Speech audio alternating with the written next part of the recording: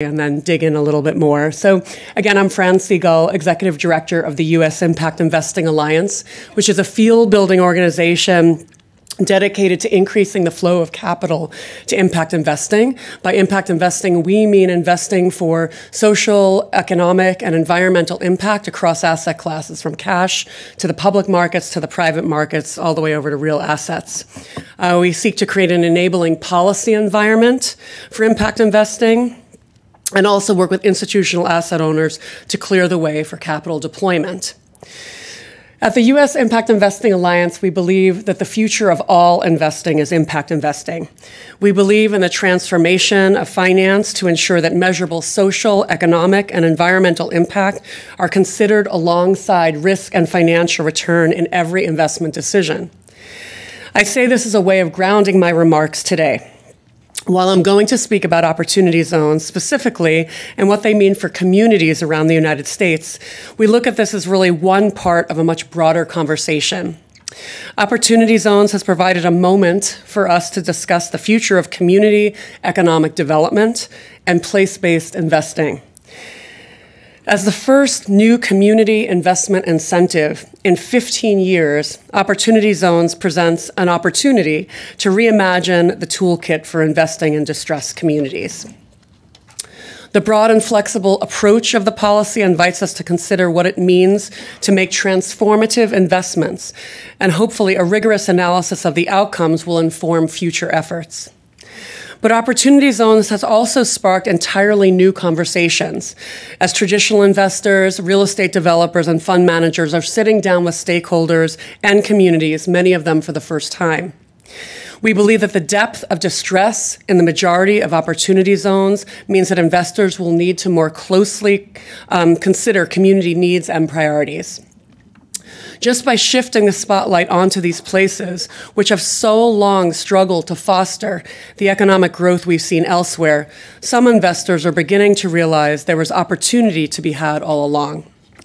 So I want to talk about opportunity zones, what we see emerging in this conversation, and how it could inform your efforts to employ impact investing capital in the communities in which you all work. I don't have time to fully unpack opportunity zones, and since nearly everyone's hand went up, I'll just share what the policy is in a nutshell. So again, this is a new capital gains incentive that was tucked into the 2017 tax bill. So a tax bill is a once-in-a-generation opportunity, and this happens to be the first community investment incentive since New Markets tax credits came in 2000.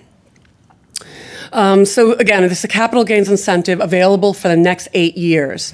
In that window until June of 2027, investors will be able to take a capital gain and reinvest it in one of 8,700 designated low-income census tracts around the country.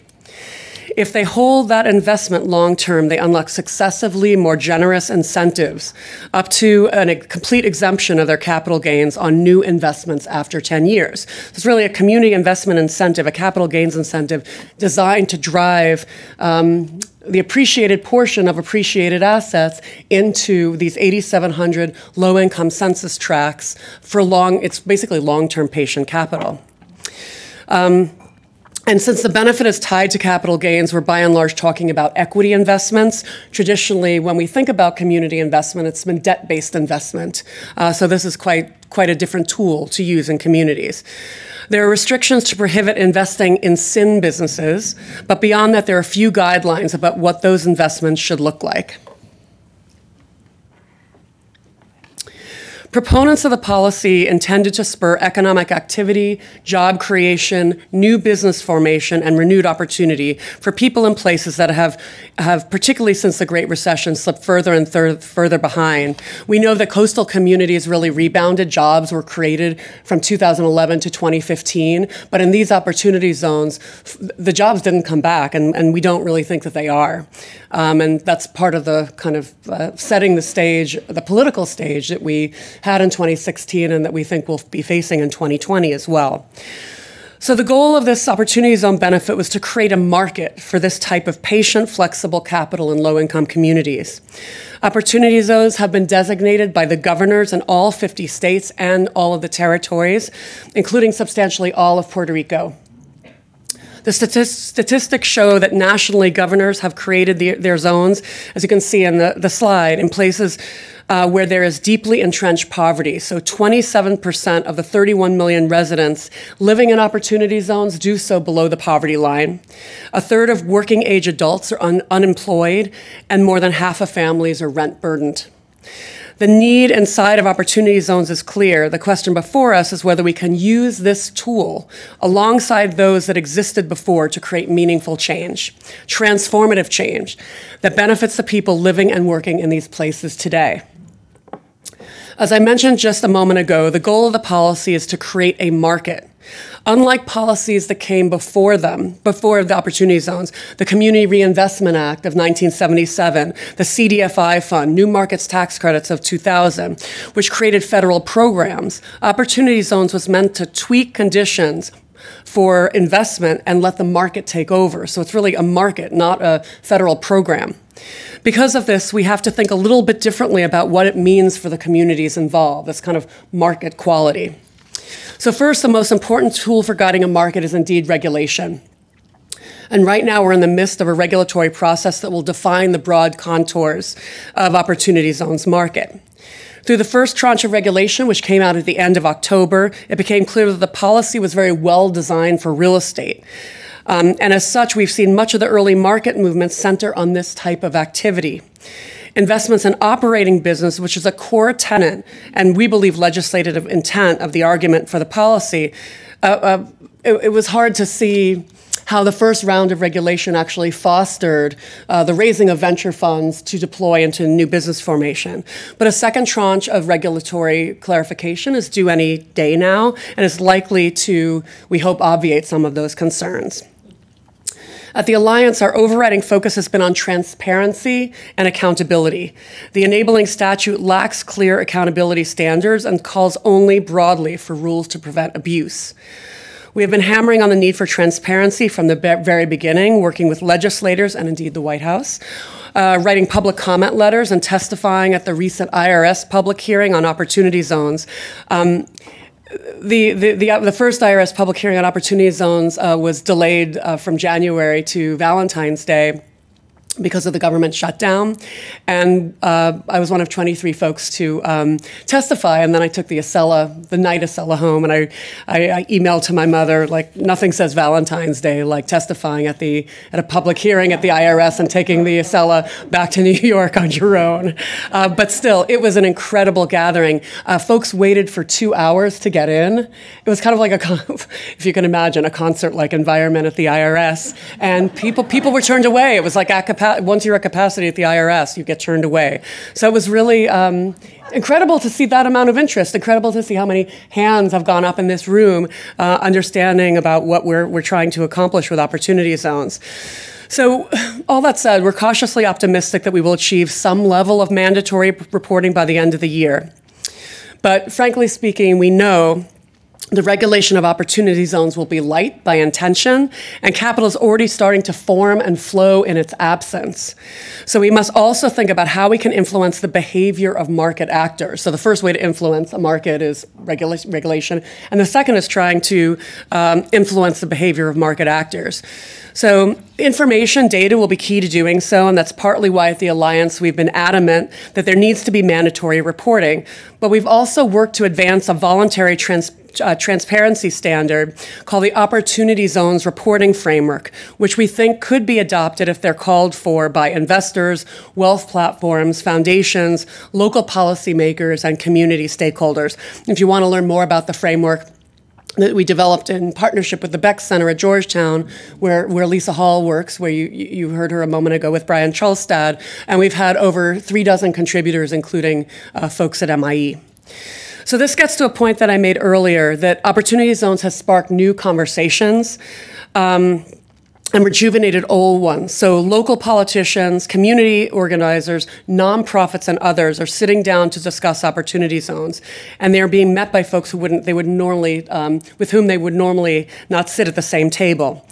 Another feature of opportunity zones is that relative to a typical investment horizon, funds are under pressure by design to deploy capital very quickly. That alone is an incentive for fund managers and investors to sit down and work with community stakeholders stakeholders to facilitate deal discovery and execution.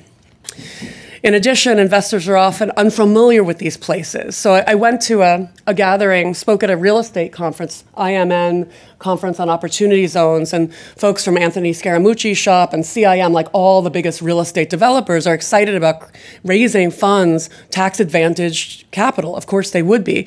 And the question is, how does that interoperate with the community concerns, the impact orientation that we all care about? And so it's almost like a parallel universe from some of the other gatherings that I've gone to, which are very community first, community stakeholder first.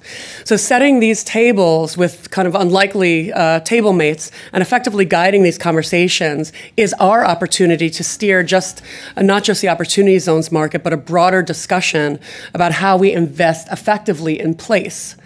At the very least, we hope that some investors come to realize that they could have been investing in these communities all along, rather than writing them off, as has long been the case.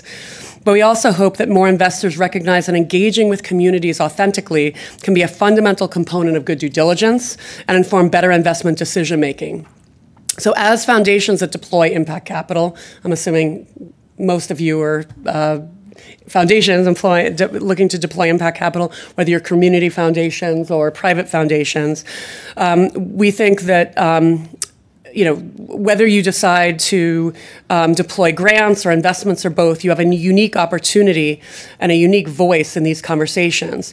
First, if you have capital to deploy in opportunity zones, you can influence decision-making. So Kresge Foundation announced recently a $22 million in guarantees to encourage development of impact-oriented opportunity funds. Both Kresge and Rockefeller Foundations are also looking at the role that grant capital could play in seeding good actors. A lot of what we do and the foundations that we work with are doing are trying to kind of tilt or torque the market back to legislative intent, which is about community economic development. Second, you all have powers as leaders and conveners. If you work in an opportunity zone and you don't see these conversations happening, you can play a role in setting the table. If these conversations are happening but not engaging local priorities or voices, you can become an advocate for the community. And finally, as I keep coming back to, these conversations should be happening far beyond the rapidly closing window to attract and deploy opportunity zone capital. Rather, while we have this discrete window where we have everyone's attention, we need to sincerely evaluate what effect capital can have on vulnerable communities, good and bad. Skeptics have rightly begun to highlight the weaknesses of opportunity zones policy in isolation, a lack of transparency being high on that list. At the Alliance, we remain hopeful that these issues can be resolved and that the worst of unintended consequences like gentrification and displacement can be avoided. As impact investors, we have a role to play in showing, with our actions and our words, that capital can have a positive role in addressing social and economic challenges.